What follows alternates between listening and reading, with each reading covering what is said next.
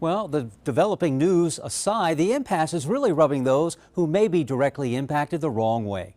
We talked to workers who rely on federal employees' spending for their livelihoods. They have been complaining the decision makers are out of touch because they make more money than they do. And if the federal government does shut down, members of Congress will still get paid.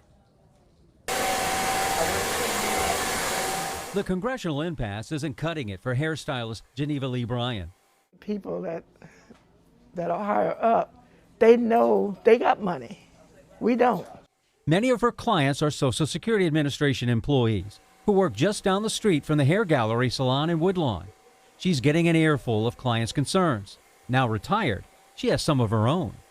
Not knowing when your next meal is going to come in, you know, when you're, if your home be taken away from you, you know, you don't know. That extra money that I make in here, it helps me a lot.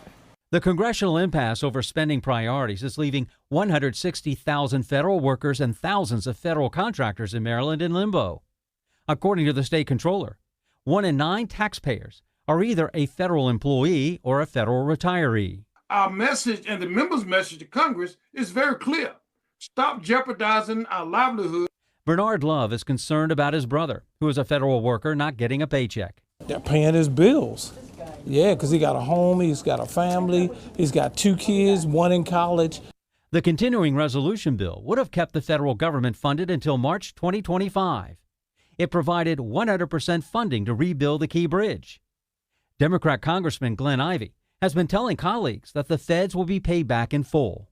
We can reimburse the federal government as insurance gets collected and the payments are made. We've got some litigation going in court. I think we're going to get settlements and verdicts in our favor. We can reimburse the federal government with that. The transfer of an F-16 fighter jet squad to Maryland was also in the package.